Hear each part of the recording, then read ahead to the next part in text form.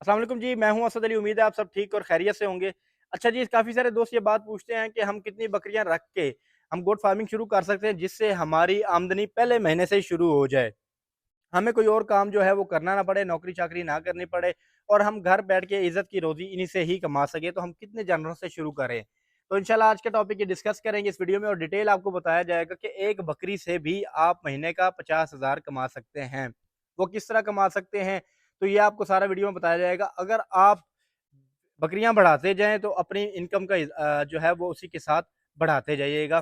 तो मसला ये है कि हम जब गोट फार्मिंग स्टार्ट करते हैं, तो हमें ये नहीं पता होता कि हमने स्टार्ट कहाँ से लेना है। बकरियाँ तो हम ले आते हैं शौक से और हम इस मॉड्यूल पे काम करते हैं और लोग सोचते हैं कि जी मैं बकरी पालूँगा, उसके बच्चे जो आएँगे वो बच्चे रख के मैं उसे सेल आउट करूँगा और सेल करने के बाद उसका जो प्रॉफ़िट होगा वो मैं उसे करूँगा और इस चीज़ से आप कहते हैं कि जी पहले महीने में हमारी अर्निंग शुरू हो जाएगी, तो कभी भी नहीं हो सकती ऐसे।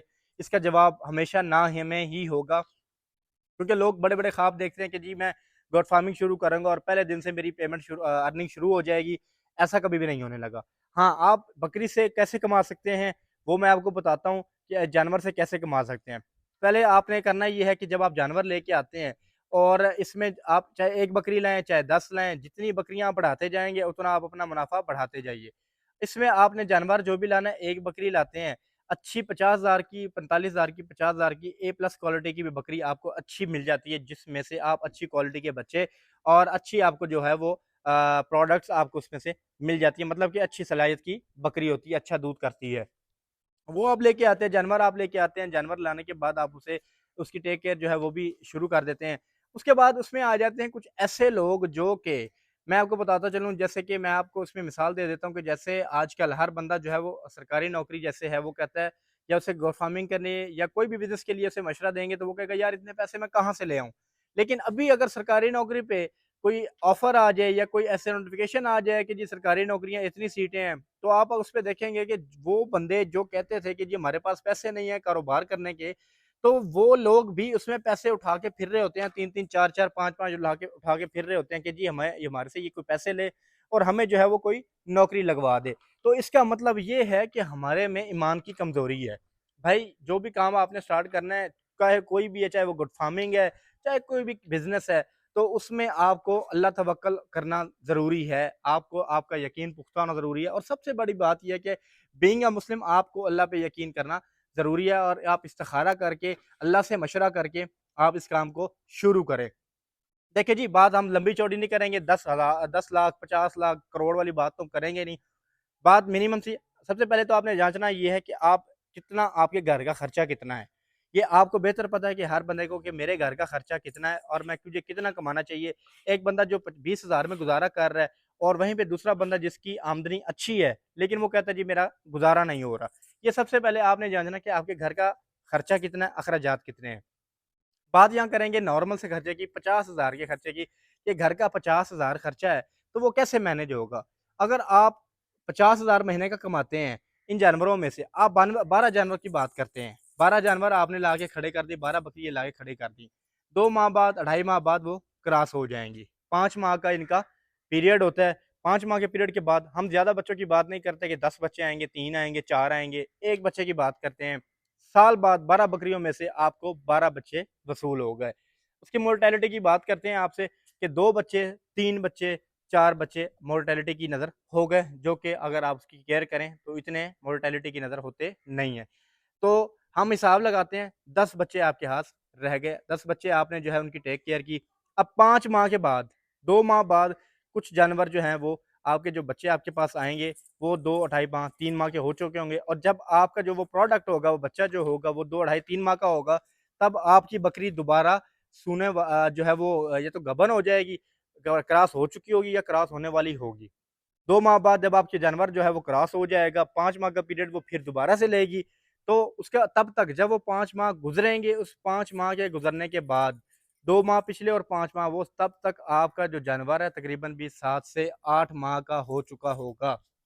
7-8 माह का जानवर एक अच्छा जानवर जो है वो काउंट किया जाता है और ये अच्छी एज वाला जानवर होता है जो कि आप गोश्त के रेट पे भी अच्छा सेल आउट कर सकते हैं।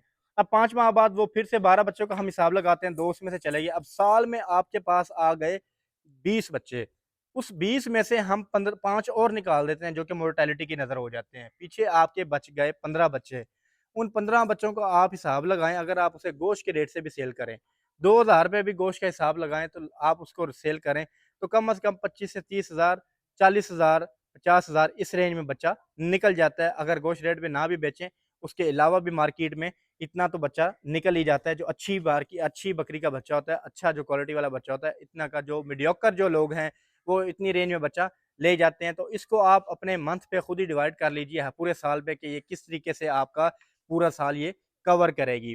तो भाई ये सारा कुछ आपने जो गुड फार्मिंग है बेसिकली देखें, ये कोई भी आप काम करते हैं, गुड फार्मिंग करते हैं या कोई भी, तो ये सब चीज़ें आपकी होती हैं अल्लाह तवक्कल। ये साँस वाला जानवर है, तो इसमें आपने हिम्मत ज़रूर करनी होती है, इसमें आपने स्टैंड लेना होता है। आप कोई भी काम कर रहे हैं, आप कोई भी काम स्टार्ट करते हैं, उसमें आपको स्टैंड तो लेना ही पड़ेगा। भाई देखिए ना, एक बंदा कहता है कि जी मैं 10 लाख मेरे पास पड़े हैं और मैं जी गोट फार्मिंग कैसे शुरू करूँ यार, मुझे तो नुकसान हो जाएगा और ये जानवर जो है वो मर ना जाए मेरे से। तो भाई बंदा उसे ये सवाल करे, यार अगर तुम यहाँ पे कहीं किसी भी चीज़ में इन्वेस्ट नहीं करते तो वैसे घर बैठे भी तो तुम 10 लाख खा ही जाओगे। तो ज़ाहिर-सी बात है, आप घर बैठ के खाएँ तो जितने मर्ज़ी उसको करें, जितना मर्ज़ी पैसा पड़ा हो, बैठ के खाने से वो ख़त्म हो ही जाता है। तो इसलिए आपको अल्लाह से जो है वो अल्लाह पे तवक्कल करना चाहिए।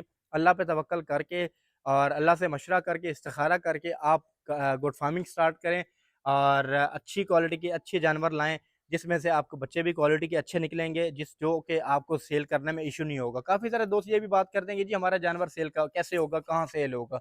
देखिए जी, अगर आप अपना जानवर गोश्त के भाव भी सेल नहीं ना कर सकते, तो गुड फार्मिंग बिल्कुल भी आपके लिए नहीं है। तो जानवर आपका गोश्त के भाव भी सेल हो सकता है, आपका मार्केट में भी अगर अच्छा जानवर है, तो आपको सेल करने में कोई मुश्किल नहीं होती। शौकीन हज़रात जो लेने वाले हज़रात होते हैं, वो खुद ही जानवर को जो है वो पसंद करके ले जाते हैं। ये ऐसी चीज़ है जो कि कभी भी नहीं रुकने वाली होती। हाँ, अलबत्ता आपका रेट मीडियोकर होना चाहिए। आप 4 लाख, 5 लाख, 7 लाख क्लेम करने लग जाएँगे, तो फिर आपको भाई उसी तरीके का जो पागल कोई बंदा होगा, जो शौकीन होगा, तो वही आके उससे आपसे आपकी डिमांड के मुताबिक जानवर लेगा। तो एक छोटी-सी वीडियो थी, मैंने सोचा दोस्तों से डिस्कस कर लें। उम्मीद है आपको वीडियो अच्छी लगी होगी। वीडियो अच्छी लगी तो ज़रूर चैनल को सब्सक्राइब करके वीडियो को लाइक कर दीजिएगा और एक छोटा-सा कमेंट भी कर दीजिएगा कि आप कौन से सिटी से देख रहे हैं। मिलते हैं नेक्स्ट वीडियो में, तब तक के लिए अपना ख्याल रखिए, अपने जानवरों का ख्याल रखिए। अल्लाह हाफ़िज़।